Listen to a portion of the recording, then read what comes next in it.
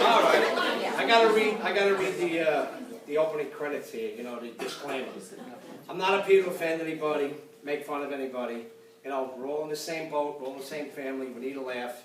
So here goes. This older man goes into a bar wearing a stovepipe hat, a long beard, and a long black coat. So he goes into the bar and he says to the bartender, you know, give me a drink. Bartender says, okay, look like you're going to a costume party. He goes, yeah, you know, I'm supposed to dress up like my love life. He goes, no, you look like Abe Lincoln to me. Guy says, yeah, I know. My last 4 scores was 7 years ago.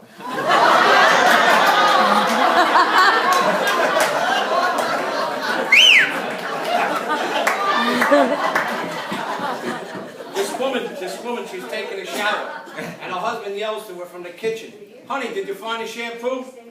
And she said, yeah, but I don't think I can use it. It said it's for dry hair, and I already wet mine. You know, Mother's Day is coming pretty soon, and I called my sister and I asked her what her favorite flower was, and she told me Pillsbury. Do you know why married women... don't get offended. You know why married women are heavier than single women? No. Single women go out, come home, they look in the refrigerator, and then they go to bed.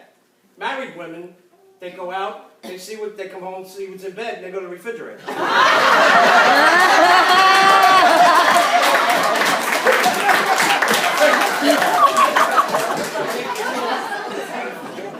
These two fleas are walking down the street. And one of them says, should we walk or take the dog?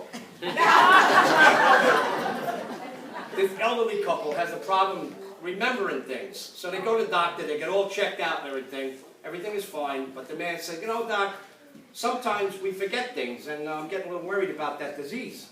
So he says, well, next time you want to remember something, write it down. He says, okay. So that night they're home watching TV, and his wife says, honey, can you get me a bowl of ice cream, please? She says, yeah, sure, no problem. She goes, you want to write that? No, you know, the kitchen's right here. So he says, okay, now, while you're at it, maybe you could put a little strawberries and whipped cream on it. He said, sure, ice cream with strawberries and whipped cream. And she said, you want to write that? No, I got it right here. He says, well, as long as you go, might as well go all out. Put some syrup and a cherry on top. So he's in the kitchen like 15 minutes. He comes out and he hands her a plate of bacon and eggs. She looks at him and says, where's my toast?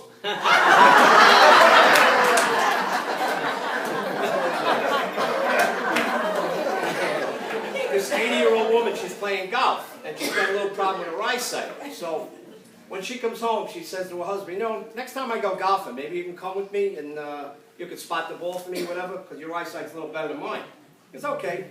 The next time they go out, she hits the ball a ton, a couple of 100 yards and everything. He says, did you see where it went? You see where it went? He goes, yeah, I saw it, but I can't remember. The jungle animals, they're playing football. So there's a rhinoceros on the one team that barreling through everybody, knocking everybody over, and he scored like 3 touchdowns. So after halftime, the other team comes back on the field, and there's a centipede that comes out. And the centipede, everybody knows rhinos are afraid of centipedes. So they're throwing a ball to the centipede, he goes, he's scoring. At the end of the game, the second team beats the first one, 28-21. They go back in the locker room, and the coach says, where were you in the first half? To the centipede. He goes, I was putting my sneakers on. Chinese man, he wants to go home to China. So he took a plane to San Francisco, and he was going to take a boat to Far East.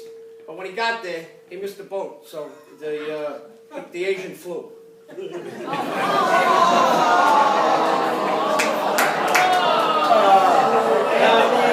Thanks, you've been great.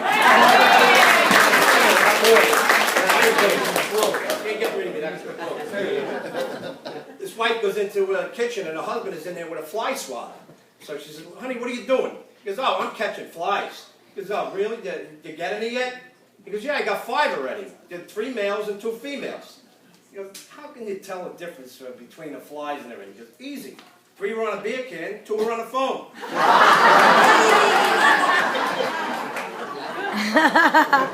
This guy named Arthur, he wants to join the mafia. So the boss tells him, look, if for your first act, your first initiation, you got to kill the Don's wife, and I'm only going to give you $1. So he says, oh, well, you know, I got to get mafia, that's what I got to do. So the next day he follows her into the supermarket, and she's walking down a produce aisle. So he goes up behind her and he strangles her. But there was 2 other women that saw it, and he had to take care of them too. So the next day, the guy gets arrested. Next day, the headlines in the paper reads, "Artichokes 3 for $1." I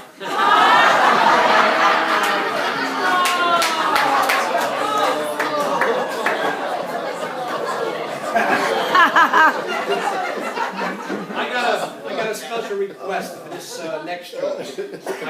I read it 2 years ago, and I got a couple of requests. You know, most of you probably heard it, some of you didn't, but you don't want to hear it, put your fingers in your ear. Yeah. This farmer, he lives upstate, right? So he's sitting on his porch, having a great day, and he sees this black car coming down his driveway. So this guy, just casual, gets out and goes, "I'm from the FDA. I'm here to check your land to make sure you're not growing nothing illegal." And the farmer says, "Go ahead, I got nothing to hide. You know, my land is all safe and everything." He says, "But word to the wise, don't go in that field over there to the left." So the guy gets a little annoyed, puts his hand in his pocket, and pulls out a badge. And he goes, "You see this? I'm protected by the United States federal government. I can go wherever I want, do whatever I want." The farmer says, "Okay, knock yourself out." So of course he goes into the field on the left. About 15 minutes later, he hears the guy screaming, "Help, help, help!" And it's this big bull chasing him. And he's getting closer and closer. So the farmer jumps off the porch and goes onto the fence, and he goes, "Your badge! Show him your badge!"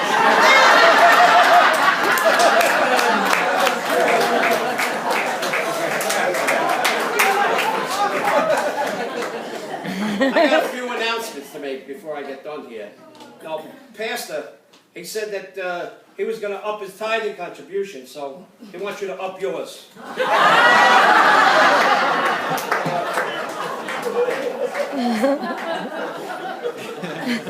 Gloria asked me to make this announcement before, too, that they're going to have a special ladies' Bible study on Tuesday mornings at 10 o'clock, and lunch will be served after the BS.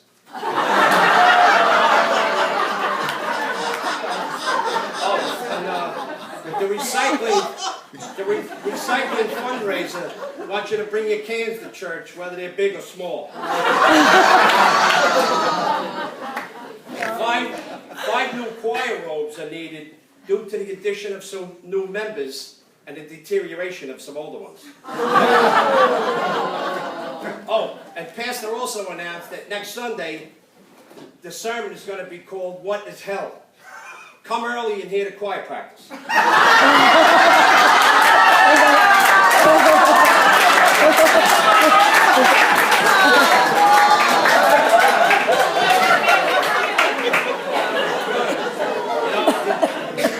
One problem with this Italian cabaret, 2 or 3 days later, we're hungry again. I'd like to share some of my travel plans with you for this year, maybe next year too. Let's see. I have been in many places, but I've never been in cahoots. Apparently you can't go there alone. You have to be in cahoots with someone. And I've also never been incognito. I hear that no one recognizes you there. I have, however, been insane. They don't have an airport, you have to be driven there. I made several trips there thanks to my family and friends. I'd like to go to conclusions, but you have to jump, and I'm not in too much physical activity anymore. I've also been in doubt. That is a sad place to go, and I try not to visit there too often.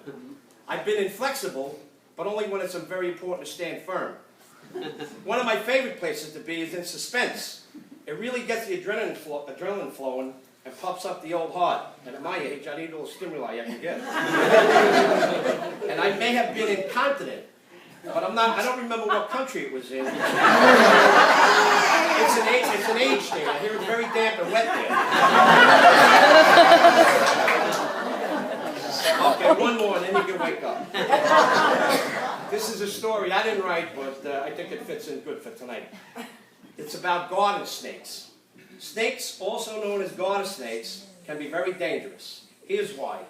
A couple in Sweetwater, Texas, had a lot of potted plants outside, and during a recent cold spell, the wife was bringing them indoors to protect them from possible freeze. It turned out that the little green garden snake was hidden in one of the plants. When it had warmed up, it slithered out, and the wife saw it go underneath the sofa. She let out a loud scream. The husband, who was taking a shower, ran into the living room naked to see what the problem was. She told him there was a snake under the couch. And he got down on the floor on his hands and knees to look for it. And at that time, the family dog came in and cold-nosed him right in the rear end. He thought the snake had bitten him. He screamed and fell over on the floor. His wife thought that he had a heart attack, and she covered him up, with a blanket. He told him to lie still and called an ambulance. When the attendants rushed in, they would not listen to his protests and loaded him on a stretcher. And they started to carry him out.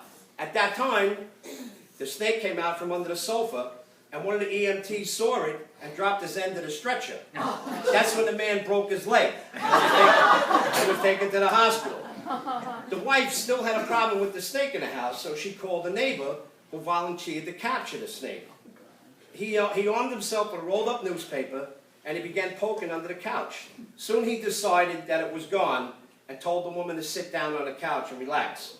But while relaxing, her hand dangled in between the cushions, and she felt the snake wiggling around. So she screamed and fainted, and the snake ran back under the sofa. The neighbor, seeing her lying there, passed out, tried to use CPR to revive her. Then the neighbor's wife, who had just returned from shopping at the grocery store, saw her husband's mouth on the woman's mouth and slammed the husband in the back of the head with a bag of canned goods, knocking him out and causing his scalp to have stitches. The noise woke up the woman from her dead faint, and she saw her neighbor lying on the floor with his wife bending over him. So she assumed that the snake bit him. She went into the kitchen, got a small bottle of whiskey, and began pouring it down the man's throat. By now, the police had arrived. They could take a breath here now. Then, they saw the unconscious man, smelled the whiskey, and assumed that a drunken fight had occurred. They were about to arrest them all when the woman tried to explain how it all happened over a garden snake. The police called an ambulance, which took away the neighbor and his sobbing wife. Now, the little snake again crawled out from under the sofa, and one of the policemen drew his gun and fired at it. He missed the snake and hit the leg of the end table. The table fell over, the lamp shattered, and as the bulb broke, started the curtains on fire. The other policeman tried to beat out the flames, fell through the window, and landed on the family dog. The dog raced into the street, where an oncoming car swerved to avoid the dog and hit the police car.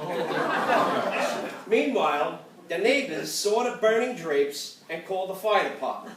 The firemen had started raising the ladder when they were down the street.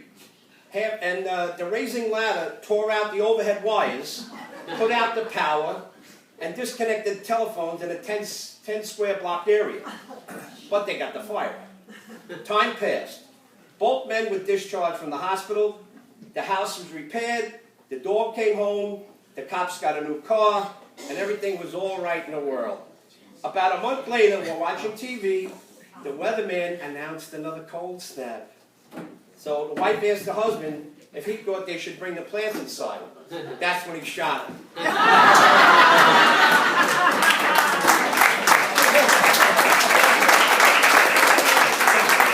want to leave you with a little song. I didn't write this, but it's pretty cool. After the ball was over, Maggie took out her glass eye, put her false teeth in water, hung up her hair to dry, put her wood leg in the corner, stuck her wax deer on the wall.